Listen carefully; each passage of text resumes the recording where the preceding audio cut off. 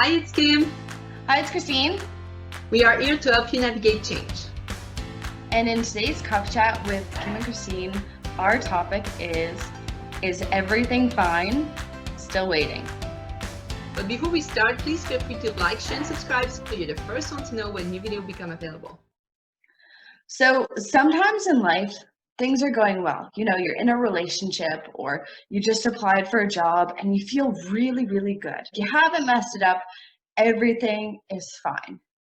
But maybe you've been in communication and all of a sudden there's this space between when you communicated last and when you're going to communicate next.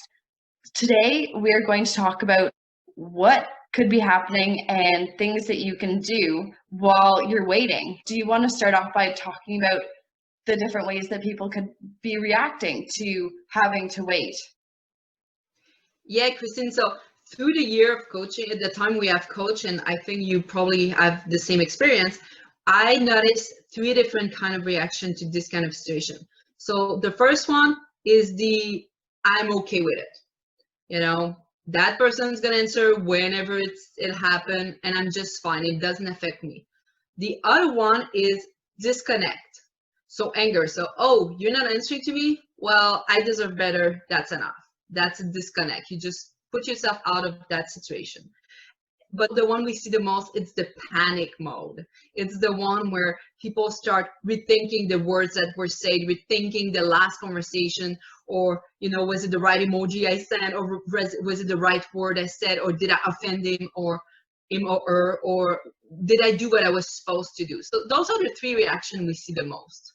So now we're going to be talking about what actually could be happening during this situation. Well, I would say this situation, your worst enemy is your imagination. Okay, so your imagination go wild and make up all those scenarios when really 90% of the time it's none of the scenario you thought about. Okay, so start by calming yourself down. Do not listen at your friend imagination. If it's somebody from the other gender, they may don't have the same priority in timing, and that happened a lot, mostly for women and men, because we have different way of thinking. But a guy's gonna check his phone, see a message, and most likely gonna be like, oh, I'll answer later if he's busy. And then later he might forget and he get more busy and busy. When woman, we get a text and we're like, oh my God, I need to answer now to show that I'm there and I'm interested. So sometimes people are just busy and it really doesn't mean they don't care. Let's talk about the level of investment. If, let's say, you just applied for that job or just interviewed, or if you're kind of in that honeymoon phase of dating, your level of investment is pretty low. So keep that in mind as well. If you're in some kind of new situation and it takes them a few days to get back to you, just breathe and just remind yourself this is actually pretty new. Technically, you don't know what's happening on the other side. So if you went to an interview and they told you they will give you within a few days some news, you don't know if the files are stuck at HR. You don't know if maybe, you know, they haven't had time, the board, to sit because there was an emergency in the company. So don't assume that it means you didn't get it. Don't assume that if he doesn't answer to you, he doesn't care about you. Mm-hmm. And also, don't read between the lines. Like if somebody says, I really care about you, or I'd love to talk to you again, or even in an interview situation, if they say they'll get back to you, they will get back to you.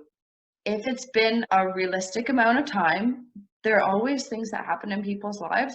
And honestly, we're human. So sometimes we mean to, you know, answer that email, or we've opened that text message and say, okay, now isn't the best time and we want to answer it later. But then life happens and we just forget. Like we forget about that email and then, you know, it's way down our pile, or we forget about that text message and it was kind of sent at like a weird time, and you know, then it just kind of, there are all these other messages that filter in. So it also is okay to do a follow-up if enough time has passed. Now, Kim, why don't we talk about what is the appropriate amount of time that one should wait prior to responding? Well, it depends the station, right? So if I start with the business side, we always say if you went to an interview within the next 24 hours, acknowledge, thanks for the, you know, for having you over, that they have met you.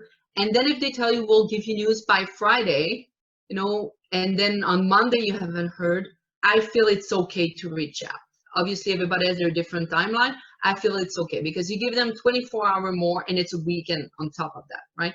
When it's somebody you're chatting with or you're texting before you start dating, or if you just started dating, it happened that there's technology too.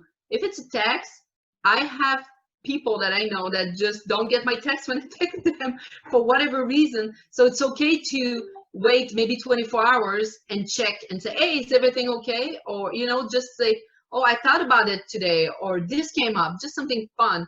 But don't use terms that are accusing. Why you didn't answer my text, or those kind of sentence that can hurt you. So I will say when it's about dating and stuff, 24 hours to check is okay. If you wait a week, often it just send a message that you haven't heard for you for a week, so it's not really important enough to care, right? Yeah, and honestly, it depends on the question and where the communication is going, and also your patterns. Life is all about patterns. So what was the rate at which you were communicating prior to when there was this space? Was it once every few days, or was it once every other day? And what were your expectations? Now let's talk about what to do when you're waiting. So the best thing to do while you're waiting is keep yourself busy. What else do you have? I mean, you probably already have a job, right? And you have project to work on. Keep yourself busy, because then you don't have time to overthink things.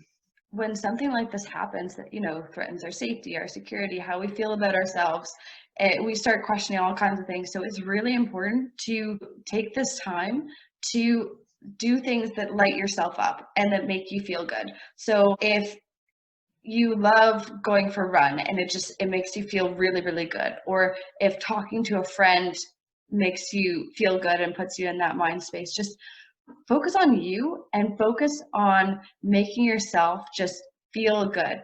The other thing too you can do is practice gratitude, because right now you'll be focusing on what you don't have. You don't have that text, you don't have that call, right? Focus on what you have. You have a great house, you have great friends, you have great kids, you have a great job.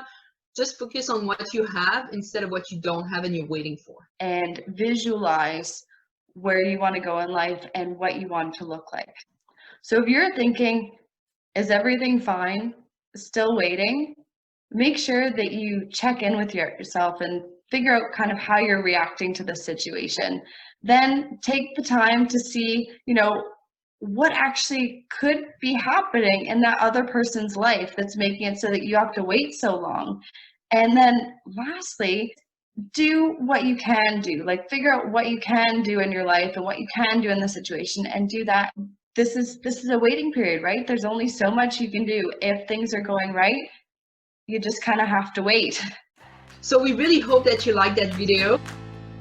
And if you have any advice for people who are in this time where, they think everything's fine, but they're still waiting, please share your comments in the section below. Don't forget to like, share, and subscribe. And we'll see you again soon. Bye. Bye.